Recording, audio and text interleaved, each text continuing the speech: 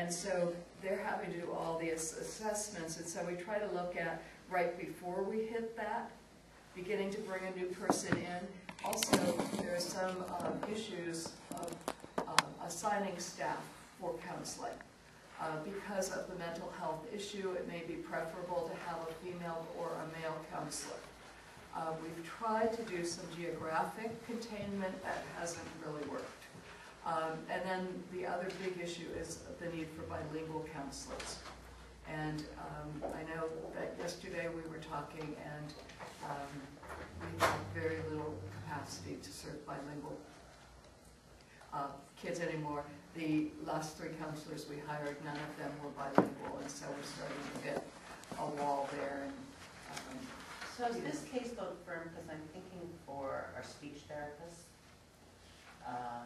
you know, who feel really strongly about they don't ever want more than 55 kids on their caseload, but I know as I've managed, not as an average probably, but some individual people do go over that, and I don't hire right away. I wait to see if people move or come in, and certainly to hire ahead is desirable, but yet I'm just tossing out ideas as we look at money in terms of, and when we used to hire for county, didn't it come to this group when you proposed an extra teacher or an extra something?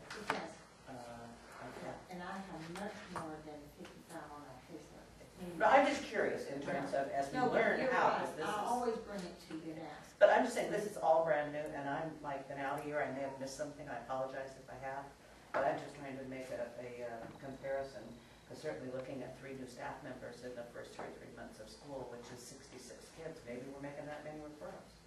But I just know we're staffed so tight that we don't have that opportunity to see that a nexus is coming and start to put staff in place. I'm having that meeting at one of the middle schools, actually. So don't need an answer. I'm just tossing we it. have not ever brought it back. I mean, as long as I've had the referrals, we've gone ahead to hire counselors. There was a time when we used to just say, we're closed.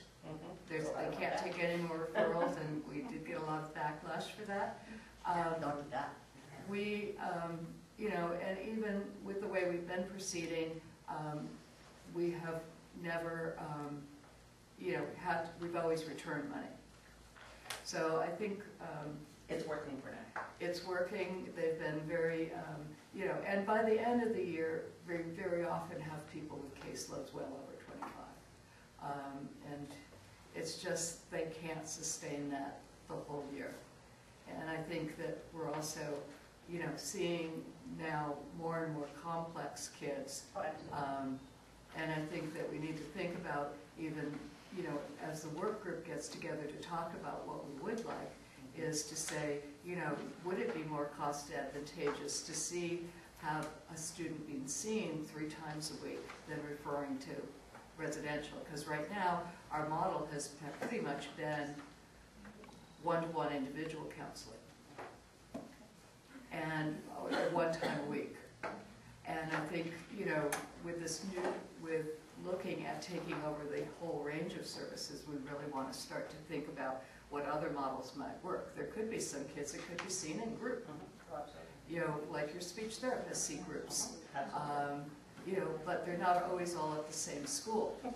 So that's why we, you know, would need, you know, that was why the facility piece would be important. So if we're able to have groups, you know, even there was an email yesterday to Karen, one of the counselors needed to see families. We don't see families at the school because of the stigma attached to that. And she needed to see, you know, this family member couldn't come in till 4:30 when the building's closing. And so, you know, we need to have some latitude to really do the services the kids need. Only one other question. Okay. And that was salary increases. If you could, someone said that there are salary increases. Is there extra work involved? The salary increases are not for the counselors.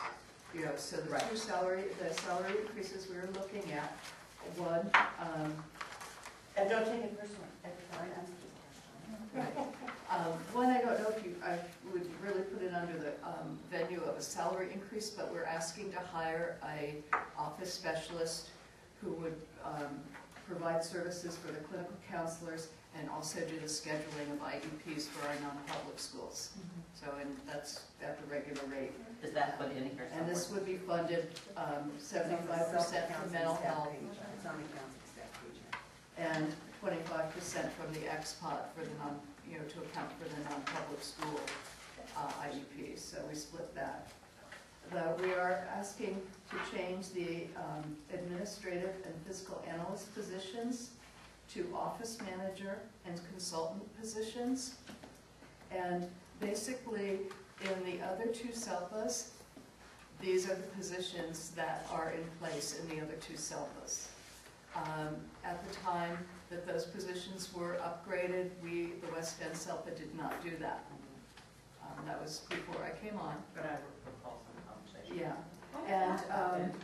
and so we're just, so it's more of an equity thing. Certainly I could make a case for, increased work. I mean, every time, you hire a counselor, Karen's the person that does all the footwork and works with personnel and works with orientation for the counselors and things like that. But the money is coming from the money. But, right, yeah, and there is new money, and also, and those would be effective, whenever it was approved, not retro. And then there is a little bit of an increase for the office specialist who assists with the non-public school contracts and billings and such. And I have been paying, we've been on an ongoing basis have to authorize additional days anyway. So she's really working this currently. I don't know that it's a real increase, but to just make that effective, that she would go from 197 days to full time. And and I know that Blanca could attest to the fact that their desks are way busier. This has been all new, all the way from just inventing the contract, and we're probably going to have to do some things different next year. They now have doubled the invoices that they get for services because now they have residential and board and care costs, and as well as the non-public schools. So it has been. I have a question. I don't understand the office specialist too piece. Because on here, the one from 197 is full-time, so is that Wendy Howell? Is that Yes. that? I mean, I don't want to touch anything on full-time. Right, now it's So, the only way to do it. don't you Keep think so? it straight. But, and then the office specialist too that says 197, is that the new one? Or I don't understand where that new one comes from, because they all have names, that's what I was trying to figure out. The new one is a new employee. It's a new, because right now, It's So an it's not on expansion here? position. On the page it's before. on the page for SELPA counseling staff because it's directly related to the counselors themselves, not so much the business part, the regionalized part of paying invoices and Okay, that other part. okay. So that person would be the one that received the referrals, sends Right, out the again, I letters just to. I was looking at this as the support staff and trying to Oh, figure okay. out how that person. Oh, fit in. all right, I see what you mean. Okay. Because I have them funded in a different column instead of support. It's Mario? Sorry. How does this get readjusted if, let's say, one or two students moved in or have to be placed in a residential facility? Is this like every year this gets readjusted, or how does this? We came up with this amount based on our last year's expenses. So, I mean, because Department of Behavioral Health has been paying for these, we haven't had a clear track to say what the track record is for. So we used our estimate from last year. So there probably will be years where there's more expense and less expense, for that. But we do our best guess. And I will refine it as we go forward. And currently, right now, based on, I went ahead and ran this just yesterday, the residential room and board and counseling costs that we have for the students that are currently in a facility right now is $1,320,000. So as we know that there's at least 2 or 3 more that are in the works that may be going. So there's an additional about $400,000 for anticipated new kids that might come up, but the projection right now, based on what we're actually paying for that, is the $1,320,000 right now with the students that we have currently. Now, state money that's not extended. We're being told that we could carry it over to the next year, so you would have that cushion, I would hope, built in. Federal money, you know, you do have the longer, you have, what, 27 months to spend? We'll have Something. most of it spent by But another month. there's a little complications if you don't spend it all in the same year. Also, you know, I know that both our state organizations are making a very strong point that, for one, we're going to need keep very clear documentation on what we're spending it on, and that would include the money going back to the districts. And so, you know, some of this money here, you know, we're going to have clear accounting for, because it can only be spent on mental health. But also, it's very likely that this next year, you know, how much we spend will determine how much we'll get in future years. And so I know that a lot of the districts are, or the SELPAs are saying, you know, clearly spend what you can appropriately, because it could, you know, the legislature could look at this as a base year. We are trying to express to them that it would be wrong to take just this 1 year as a base year, because we're kind of new to the business and aren't totally geared up. You know, there are probably services that we would like to have for our students. I know the program people talked about increases in services that they saw as necessary. And, you know, right now those aren't in place. So are they gonna make us, as far as account, is it gonna be off of caseness? Are we gonna have to, for example, if a kid is referred to an outside agency?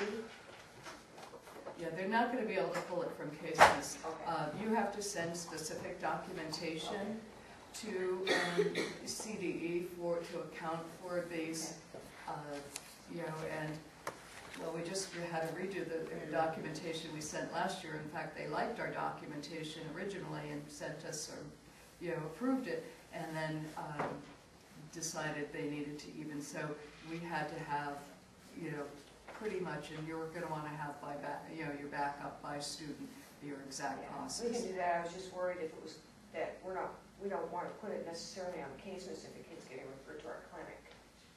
On this. That's going to be a problem. But it should be on their IEP. Right, that's what you said. said. But not on the services page necessarily. Yes. Correct? It Yes, does. it should. You're going to have to show these services, because that's what, when they're saying they want the documentation to match the IEP. Now we're making finance down our road. All right. I have a question, because I know that Dee Dee needs to leave, getting close for me. What does the group need before the PAC people bail out on you? Is there a recommendation that's going forward on any of this? I think Linda's asking that because the last time program fully supported this proposal. There were no reservations, and then when we met with the FAC people, they were very hesitant. So, you know, do we have support for it? Is there support for parts and not other parts?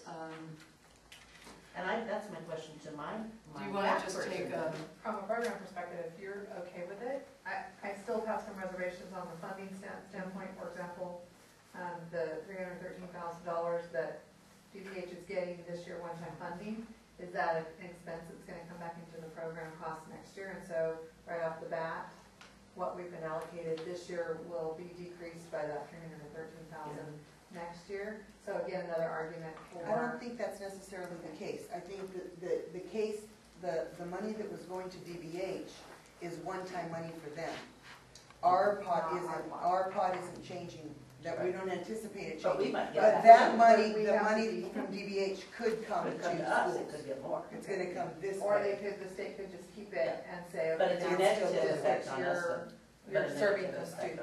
Yeah. And I have another question too. The LAO, to answer you though, the LAO's office indicated that the part that went to DBH this year would then be Prop 98 would again be rebenched. I don't think that's likely to happen. So I think it's going to go away myself, because the state hasn't gotten their $4 billion that they planned on this year. We don't have the money. But keeping in mind when we talk about the state money being set, it's So anything can happen, you know, and then also, my biggest concern, and Joe and I mentioned this to you before, even on the district side, is the documentation that has to follow this to prove that we have the appropriate expenditures. And it's not just a matter of accounting for it by account code. It's actually by student, and the document, Laura, you're shaking your head, you realize that we had to send out for DBH before. There's a lot of information, and future funding could depend on, just as you said, a base year, depend on that type of information being received by the state. If we can't prove that we're providing